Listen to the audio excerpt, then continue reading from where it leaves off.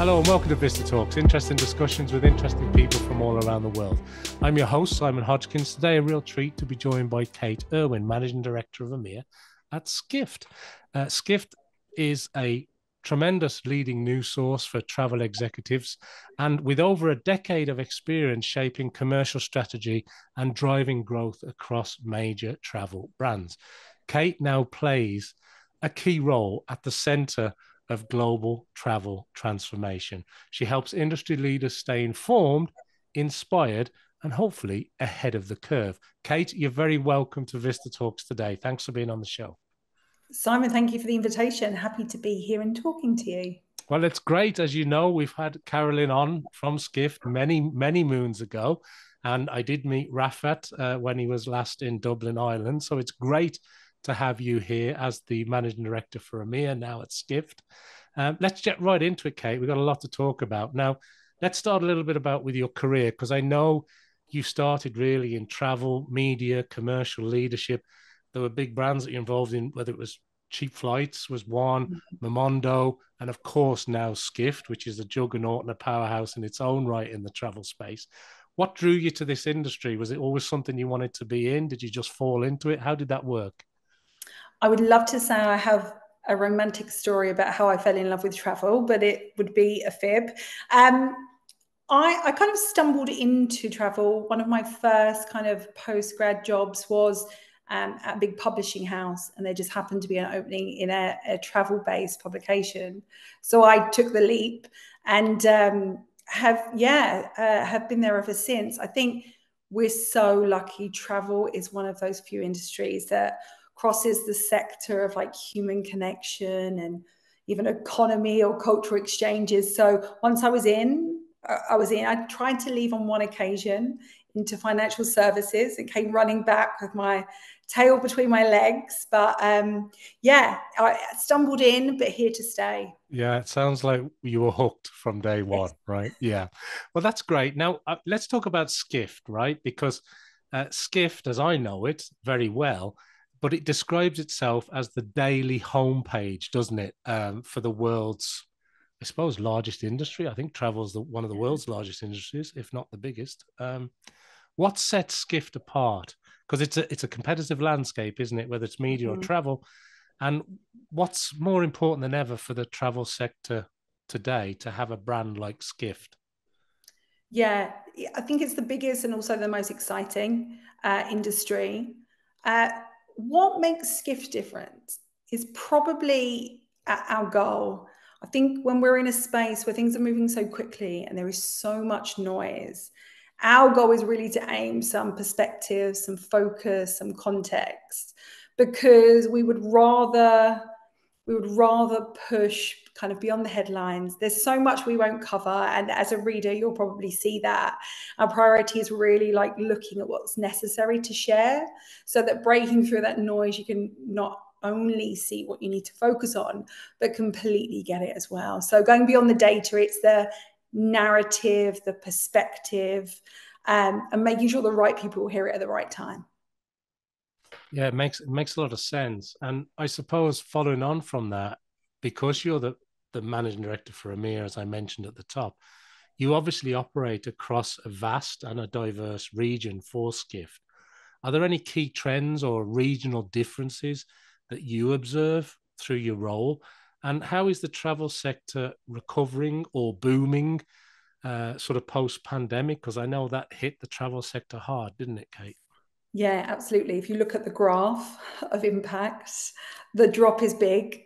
But the good news is that actually, if you look at that impact of anything that's happened in the past, whether it's COVID or economic crisis, the little dips, they come back quickly, which is brilliant. But yeah, I think if you look at recovery in EMEA at large, it's probably a bit of a simplistic way to view it. The reality is it's so fragmented. Europe now is kind of recalibrating, demand is back, but then we see some softening around things like value or flexibility or sustainability. And then you obviously have the Gulf, which is at hyper growth right now. Deep pockets, big investment, they are moving at a different pace. Same with kind of India. There was no denying that that market will be a force to be reckoned with. But for us, it's really about taking those kind of macro trends and bringing them into regions so that they're contextually relevant and kind of dealing with everyone independently. But yeah, lots of differences, keeps us busy.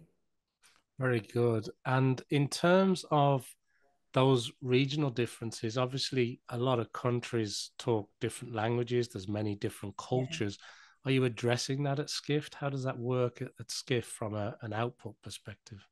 Yeah, it's an interesting question. We discuss it all the time. The reality is that if we were to translate and go into all those areas, there's so many small differences that would need to be made. So right now we are in English. Doesn't mean to say we won't be in the future. I think what I see as a common thread actually between some of those markets is that we're dealing now with a more self-aware consumer and traveler, and also that actually in those very fragmented regions we're actually seeing tourism jump up the importance for governments, where suddenly kind of waking up that it's now an essential pillar and a driving factor for some of those regions, whether it's development, investment, economy, impact, etc. Tourism is kind of being prioritized in the spaces, which is beautiful. And going back to translation, I think we will get there at some stage. I think we just want to do it right. And as a really slim, like lean team, we want to make sure when we do it, we kind of tick all those boxes. I'm sure Skift will get it right. You seem to get everything right from what you produce, and it brings me on to the fact that Skift, it's definitely more than a news outlet at this stage. I'm not sure it ever set out just to be a news outlet, having said that. And look, you produce research, very good research. You have conferences which are, and I'm not just saying this because I've attended some of them, they're mind-blowing. You have the biggest names in travel from the biggest companies in travel on the stage. I mean, they are magnificent. So you've got sort of research, you've got these sort of events and conferences. I know you put out a lot of newsletters. You've produced books and reports and a lot of strategic content. So my question, Kate, is how are you balancing all that commercial growth? Because it seems like you've got a lot going on all the time, because you've also got to maintain, I suppose, that strict in-depth knowledge. You can't just put out content for the sake of it. It's got to be editorially correct. It's got to be credible. It's got to be trustworthy. How does that work in your world, Kate? You summed it up beautifully. It's a tricky balance. The reality is that our teams have to work independently. So the commercial team, the editorial team, the research team, and even the events team, they have to live by the letter of the law of that, like fierce independence.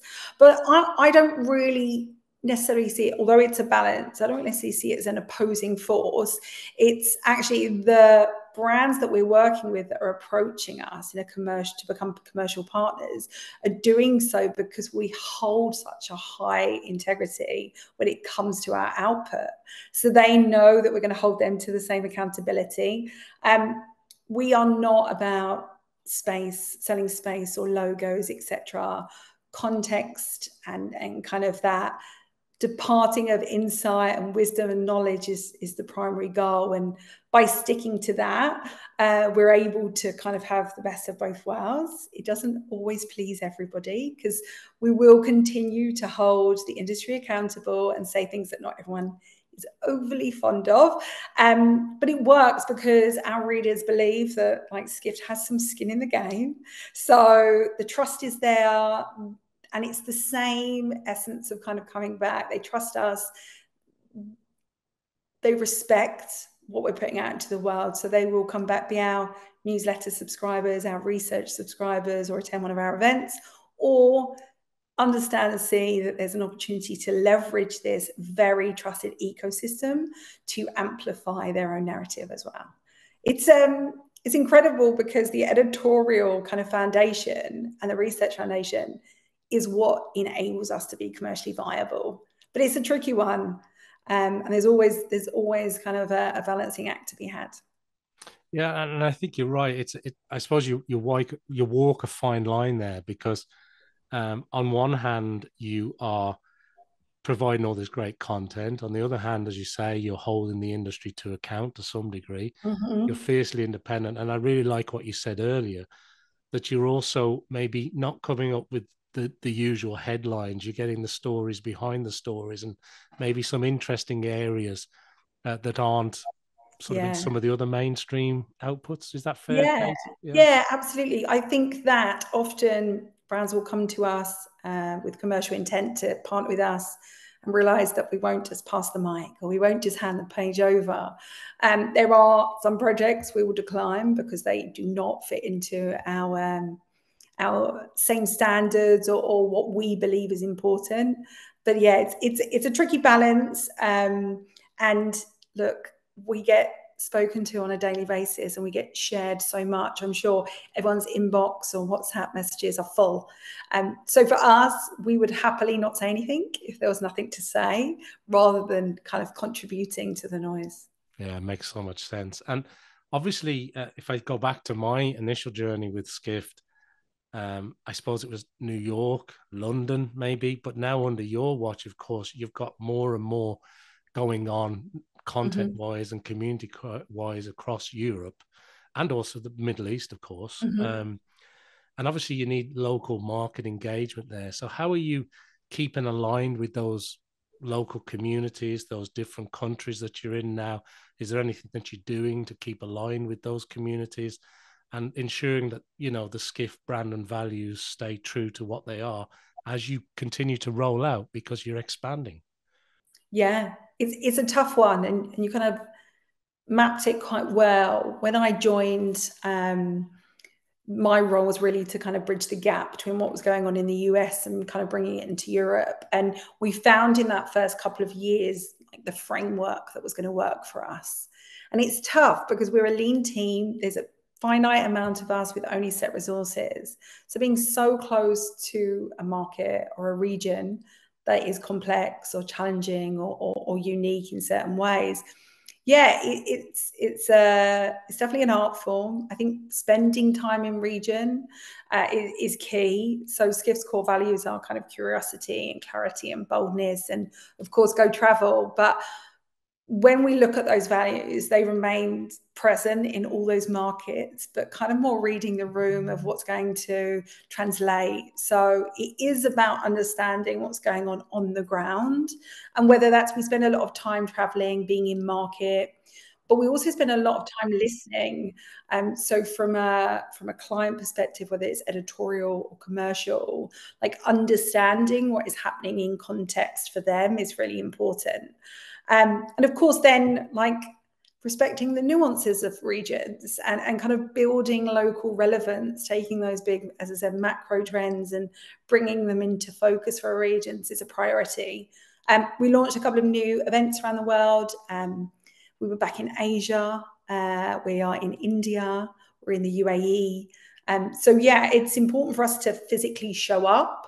And we are always welcomed and well received, because as of yet, I don't think we have anything similar out there to Skift. I suppose you could look at it in a metaphor like jazz, right? The structure is there, but you go in and we'll riff off how the room reads and who's saying what. But yeah, I like that. an You've got to interesting have one. a jazz session at Skift now. That's brilliant. There you And go. really liked what you're saying though as well, because when we're working with global clients from our side and we're producing global content and solutions for big brands across the world, having the in-country expertise and that in-country experience is critical. And it's Yes. very interesting to see that you know that's one of the things that you value very highly, you know. And of course, always a good excuse to go traveling. Yeah, So that's we great. don't. In COVID, we actually closed down our hub, so we are now a fully distributed Yeah, company. And yeah. what that allows us to do is be away from our desks more, be in region, go and see brands, go into their offices, and of course, like, you can still do a lot on Zoom and any virtual calls, but physically being there and making time to connect on home turf is really important. And tell me, you had really nice offices. I think the offices in New York and elsewhere. But Yeah. What's it been like? Obviously, we all went remote during COVID, and then some companies Mhm. went, hang on, why we don't need this big shiny office anymore, and they become fully distributed around the world. Are you seeing that as a real advantage for Skift now then? Without a doubt.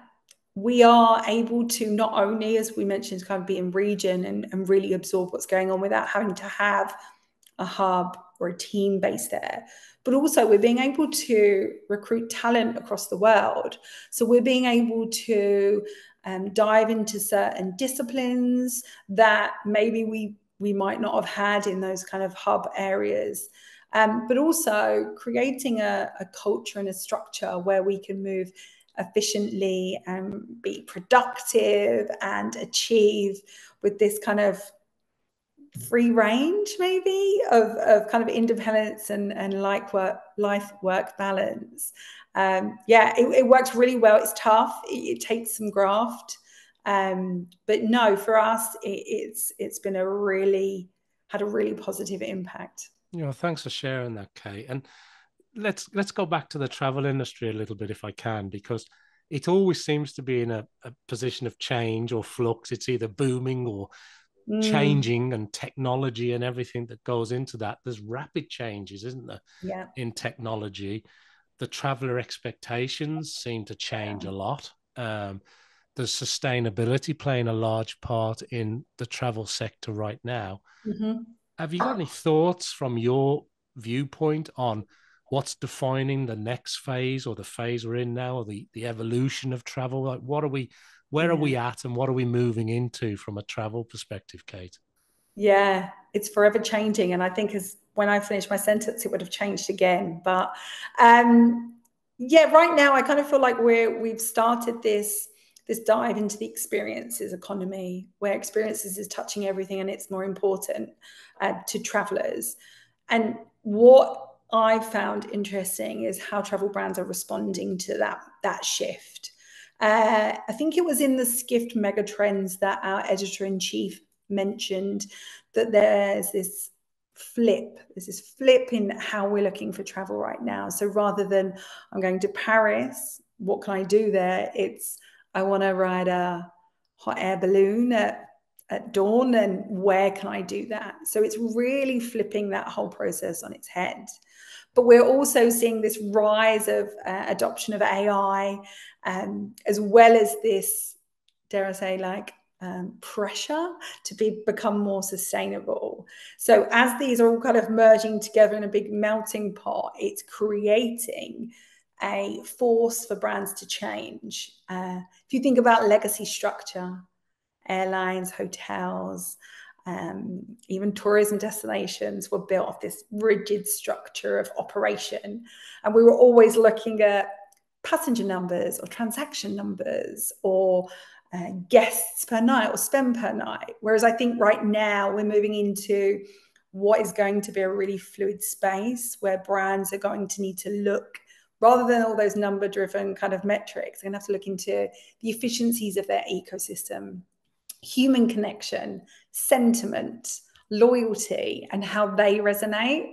So I'm excited about the shift. I think it's a really positive one to move away from numbers or pricing and more into this more human-based metric. It'll be interesting to see who moves first and how deep it goes. But yeah, I think it will be a new era for travel. Yeah, it's exciting. And you mentioned the Skift megatrends, and people who in any way remotely connect to this industry must get their hands on the megatrends and some of the other reports that you guys put out there, and the thought leadership pieces. And also, I really liked what you said about the flip that was mentioned in megatrends, because it seems like such an easy thing to say. Well, you used to say, well, I go to Paris and what can I do? And now it's, I want to do this. Oh, and I'm going to be in Paris. It is a really important flip that you mentioned there in terms of the way people are thinking about travel now. So thanks for sharing Yeah. that, Kate. And I also want to bring something else in. I want to talk a little bit about leadership and mentorship, because I know you've been active in many organizations, including the AWTE, and broaden out their horizons. Is mentorship really important to you? How are you supporting these areas? What's that about? Yeah. if we think about the industry and travel at large, the impact and benefit that it can bring to us all is huge. Whether it is opening perspectives or whether it's supporting or again, that kind of experiential led moment. So I think any organization that focuses on really driving like meaningful impact through travel, more beyond just business, like life-changing moments. I'm always proud to kind of contribute my time. I think when it comes to mentorship, access and support is probably one of the biggest drivers beyond kind of sharing knowledge or learning, etc. So yeah, a place very special in my heart for both those organizations, and so a pleasure to contribute. Yeah, no, absolutely. And I couldn't agree more. And look, if you didn't have enough to do, Kate, Skift also expanded its brand portfolio, didn't it? And Yeah. what is it now? Airline Weekly and Yep. Skift Meetings. How do these verticals sort of complement the wider core Skift mission? And is there further room for growth and innovation here? Because they're two things that seem to just happen as well. Yeah, absolutely. They're both verticals that allow Skift to extend its reach into away from this kind of trend macro view into really operational kind of level of insight. So both of them go deep into sectors that are kind of pivotal to the travel industry. So for us, it made absolute sense that it would bring us closer to those areas. And the kind of, yeah, in the weeds, dare I say, parts of the industry which are so important. And I read Airline Weekly, and I have to read it twice because I'm not an airline person. So I have to read it twice, but it's full of all the best bits that, if you were in the aviation space, are going to be vital to your success as a business. So absolute perfect sense and great additions for us. More recently, we acquired a brand which now takes the shape of Skift Advisory, which is more in the consultation space. So whether it's benchmarking or market sizing, again, very operational, tactical, like in the weeds.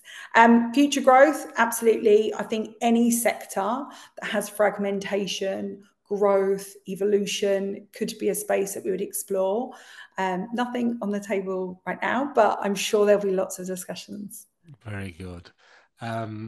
Yeah, there's so much going on under the Skift umbrella, if I can maybe phrase it that way. People that are familiar with it know and they get it, but people that aren't, I'd encourage you to go and check out everything that Skift are doing. There's a plethora of great content and information there. And obviously, whether it's those newsletters, the companies that you've acquired, the new verticals that you're working in, or the large scale events I was mentioning earlier, you've got a very highly engaged, loyal audience. That's what it feels like to me. And I suppose that audience it's a strong community. You engage with them consistently. Is there any keys or any sort of secret sauce to that helps you do that at Skiff maybe better than others? Because you've got a very strong community, and in a digital first, we're all bombarded with lots of noise and distractions. You seem to do a very good job at building that sort of core loyal audience. How do you approach that, Kate? Is there any sort of secrets there? Yeah, I would love to take credit for it, but the structure and the ethos was at Skiff before I arrived. But I think there's always been a big focus on quality and insight over clicks and traffic and revenue. I think ensuring what you are taking to market is useful, relevant, engaging, and quick and timely. I think they are the foundations to create something amazing.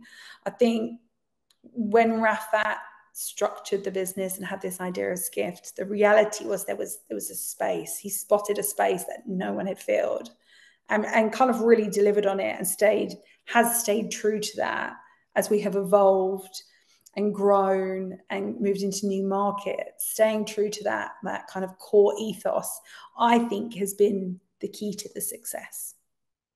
Yeah, no, I get that. And I suppose the last couple of things I want to touch on are important because we talked earlier about how the travel industry is constantly changing or evolving, and consumer sentiment is changing and evolving. But things like adoption of AI obviously is on everybody's discussion topics. Personalization tools and new technology in the travel sector. Automation seems to be gathering, an increased pace. Are there any innovations, maybe one of those or something else that you are keeping your eye on across the Skift world?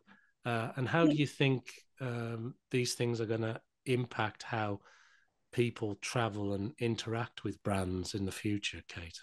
I'm personally excited about predictive intelligence. I think although we're seeing a lot kind of pop up with regards to AI in broad strokes in their basic kind of integrations, being able to have a travel brand that can use predictive intelligence to really look at what I might want in a really smart way and how that could be integrated. We talked about kind of legacy structure of buildings, legacy structure of brands earlier.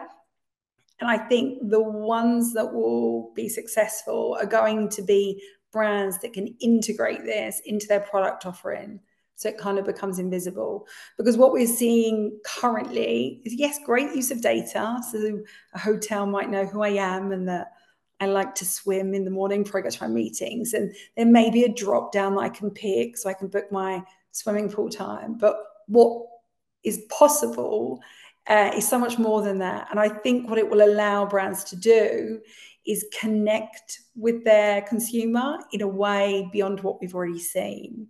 It can kind of show up and it can be the product that you always hoped it would be and the holiday you'd always dreamt of. So when we hit that, I think it'll be really exciting innovation. I don't feel we're anywhere near that right now. So we have a long way to go. But yeah, I think in this new phase of what consumers are looking for, that being able to integrate that well is going to be a huge game changer to how we approach travel as consumers, but also to where these travel brands can play and what kind of connection they're going to have with their consumer. They're really great points, and I would agree that it seems to be changing very fast at the moment, but it seems like we're only scratching the surface from what you're saying, that there's a lot more to come. How long that's going to take, I don't know, but people can check in with Skift to see how we're doing on that, I'm sure. Look, finally, before we wrap up, Kate, I want to ask you about what keeps you inspired now about the travel industry? We know you were hooked from an early stage. We know you tried to escape and came running back. But what keeps you inspired today, and what are you excited about when it comes to the future?